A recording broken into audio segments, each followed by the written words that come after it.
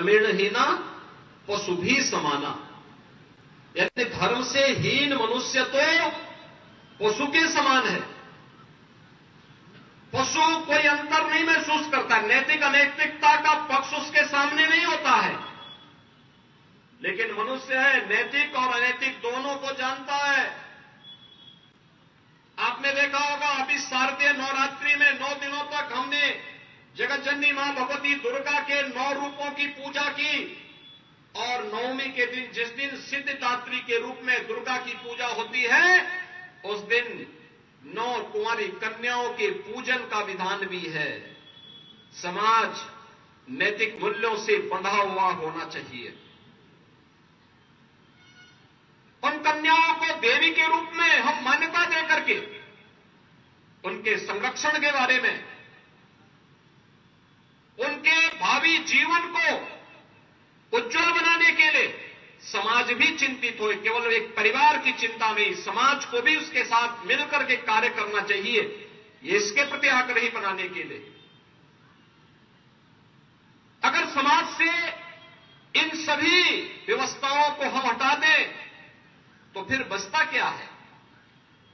सदाचार को अगर हम हटा दें, समाज में दुराचारी पैदा हो जाएंगे, अराजकता फैल जाएगी, गुंडागर्दी चरम पर होगी, व्यभिचार चरम पर होगा, अव्यवस्था और अराजकता का जो तांडव होगा, तो एक बार फिर से उस युग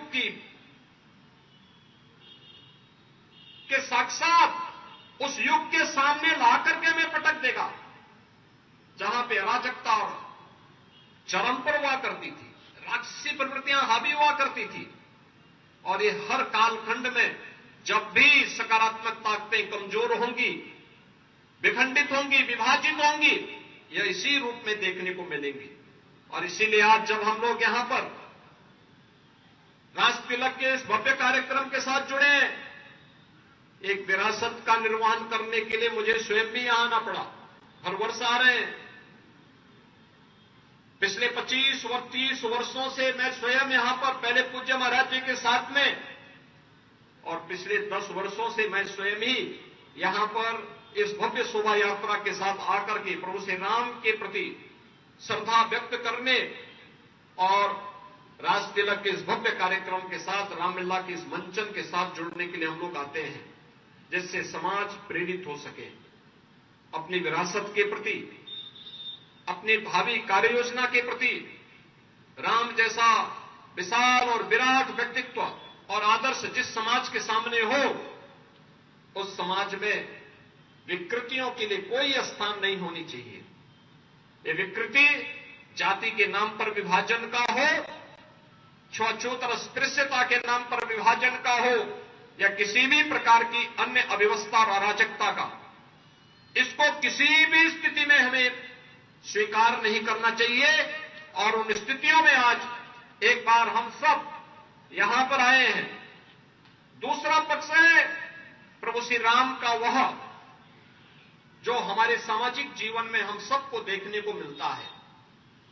पारिवारिक जीवन समाज की सबसे छोटी इकाई है। एक परिवार में क्या दायित्व है? भाई का भाई के प्रति, पुत्र का पिता के प्रति, पुत्र का मां के प्रति, पति का पत्नी के प्रति, शिष्य का गुरु के प्रति, राजा का प्रजा के प्रति क्या दायित्व होने चाहिए। अगर सामाजिक जीवन में आप देखेंगे, जितने भी ये नाते रिश्ते हैं, ये सभी नाते रिश्ते, ये जितने भी हम देखने को मिलते हैं, इन सब का आदर्श भी भगवान राम के आदर्श व्यक्तित्व से हम सबको एक नई प्रेरणा प्रदान करता है। और इसीलिए महर्षि वाल्मीकि ने भगवान राम को साक्षात धर्म का स्वरूप कहा। रामो विग्रहवान धर्म। भगवान राम तो साक्षात धर्म के स्वरूप हैं, और धर्म के शाश्वत स्वरूप प्रभु श्री राम का यह यश हजारों वर्षों से सनातन धर्मावलंबी गा करके अपने जीवन में उसको अंगीकार करते हुए अपने जन्म और जीवन को भी धन्य महसूस करता है। कौन सा ऐसा परिवार है जहां पर प्रभु श्री राम का स्मरण जागते सोते, हंसते या रोते, सुख में दुख में न करता हो? हर सनातन धर्मावलंबी करता है। परिवार में कोई मांगलिक कार्यक्रम हुआ, अखंड रामायण का पाठ बैठा दिया। परिवार में कोई अन्य कोई सुखद खबर आई, अखंड रामायण का पाठ हो गया। कोई भी कार्यक्रम अखंड रामायण के पाठ से होता है। ये चीजें हम सबको इस बात के लिए प्रेरित करती है कि भाइयों बहनों, जब तक भारत का सनातन धर्मावलंबी प्रभु श्री राम के आदर्श को सामने रख करके अपने जीवन की कार्य योजना को आगे बढ़ाने का कार्य करेगा, दुनिया की कोई ताकत उसका बाल बांका नहीं कर पाएगी। और प्रभु श्री राम का यह व्यक्तित्व तो हम सबको हर विषम परिस्थितियों से जूझने की एक नई प्रेरणा देता रहेगा। मैं एक बार फिर से आज यहां पर आकर के मैं रामलीला समिति के इन सभी पदाधिकारियों को हृदय से बधाई देता हूं कि ये लोग 106 वर्षों की परंपरा को तो यह कमेटी स्वयं निर्वहन कर रही है, और उससे भी पहले से यहां पर गोरक्षपीठ से परंपरा चली आती है रही है। गोरक्षपीठ से आकर के, गोरक्षपीठाधीश्वर आकर के मानसरोवर में भगवान शिव का अभिषेक करने के उपरांत यहां पर भगवान श्री राम का राज तिलक का कार्यक्रम संपन्न करते हैं। और आज इसी कार्यक्रम के साथ मुझे जोड़ने का अवसर प्राप्त हुआ। कमेटी पिछले 12 दिनों से रामलीला का भव्य आयोजन यहां पर कर रही है। मैं कमेटी को इसके लिए हृदय से साधुवाद देता हूं और इस अवसर पर श्री राम से ही प्रार्थना करूंगा कि जैसे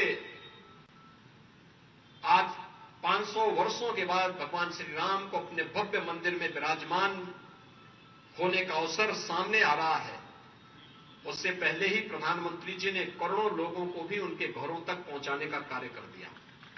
याद करिए कि देश के अंदर 4 करोड़ लोगों को प्रधानमंत्री आवास मिले हैं। प्रधानमंत्री आवास योजना में 4 करोड़ लोगों को आवास मिल गए हैं। राम राज्य तो यही है, बिना भेदभाव के हर व्यक्ति को, चाहे वह दैहिक दैविक हो, भौतिक तापा,